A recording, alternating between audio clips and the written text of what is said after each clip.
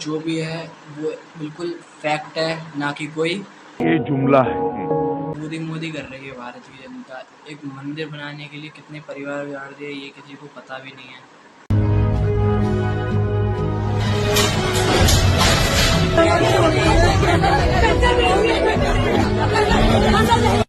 कि Modi ji as a politician तो मुझे कतई पसंद नहीं है, लेकिन as a rapper Modi ji मुझे बहुत अच्छे लगते हैं। लाइक मेरी मर्जी, मैं चाहे ये करूं, मैं चाहे वो करूं, ईडी से छापे पड़वाऊं, लोगों को फर्जी फंसवाऊं, मुझे खोले सज्जो बोले उनको जेलों में भिजवाऊं, आलोचना मेरी कोई करना नहीं, मेरे खिलाफ कुछ भी कहना नहीं। अगर इनके युवा नेताओं से पढ़ाई लिखाई के बारे में कुछ पूछो तो उनके कुछ जवाब ऐसे रहते हैं। कहाँ तक पढ़ाई करी आपने? पढ़ाई क्या बोलते हैं, मास्टरबेशन किए हुए हैं। मास्टरबेशन किस में किए हैं? मास्टरबेशन हम इंग्लिश में। चुनाव जीते, लोकसभा से अगर आपको टिकट मिल जाती है मैनपुरी से, क्या मार्जिन रहेगा आपका? अरे मार्जिन क्या होगा, सपा जीतेगी। और अगर हम पढ़ाई लिखाई की बात कर ही रहे हैं तो हम एक बार अमित शाह जी के बारे में भी बात जरूर कर ही लेते हैं कि भाई इनकी कैसी पढ़ाई लिखाई है। भाई रहने दो, क्या कर रहे हो अभी? सारे पुलिस वाले बाहर निकलो। भाई साहब कुछ ज्यादा नहीं हो गया ये? मतलब कुछ 19 से लेकर अब तक मैं मोदी जी का बहुत बड़ा फ़ैन हूँ, क्योंकि मोदी जी की दो ही बातें मुझे उनका फ़ैन बनने पे मजबूर करती हैं। एक तो उनका रैप और दूसरी उनकी इंग्लिश। भाई और बहनों, मैं अभी हेलीकॉप्टर से यहाँ जो बाय रोड आ रहा था,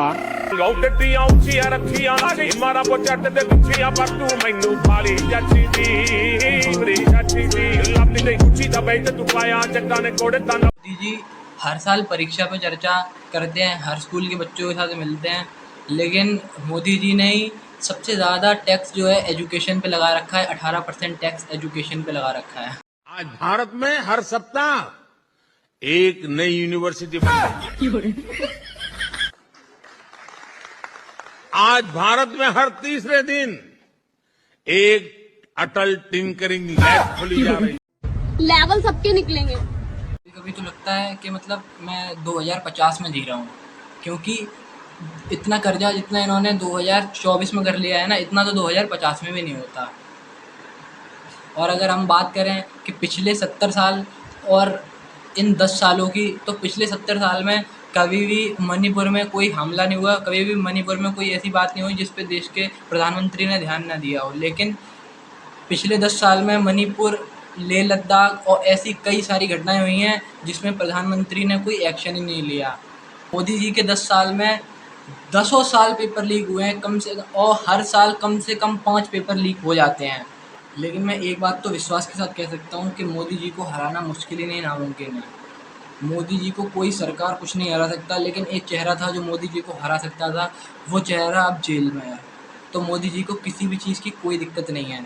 और दूसरी बात, जो दुनिया लोग ये कहते हैं कि मोदी जी ने देश बेच दिया, मैं ये कहना चाहता हूँ मोदी जी ने सिर्फ देश नहीं बेचा है, मोदी जी ने अपना ईमान भी बेच दिया है। जो 2024 का जो चुनाव आने वाला है, तो आप प्रधानमंत्री मोदी को वोट देंगे कि भैया मोदी गान मेरा भैया बारूद बदन बन जाए, इश्क बने। लेकिन मोदी जी ने खरीदा भी बहुत कुछ है। वो बेच रहे हैं भारत को, खामोश मैं कैसे हो जाऊं। चुनाव आयोग, ईडी और कई सारी एजेंसियां मोदी जी ने अपने अंडर में कर ली हैं, तो उनको हराना मुश्किल ही नहीं, नामुमकिन है। उत्तर प्रदेश में 20 पोलिंग बूथ पे ये खबर निकल के आई है कि आप किसी भी उसमें बटन दबाएंगे, लेकिन वो पर्ची जो निकलती है वो भाजपा की ही निकलती है। तो उनको हराना मुश्किल ही नहीं, नामुमकिन है, क्योंकि ये लोग ईमानदार हैं। लेकिन ईमानदारी से आजकल कुछ होता है क्या? आखिरी में बस यही कहना चाहूँगा कि बोलो जुबा केसरी बीजेपी का स्लोगन होना चाहिए, क्योंकि विमल हो या बीजेपी, दोनों ही भारत के लिए तो कैंसर ही हैं। जनता माफ नहीं करेगी।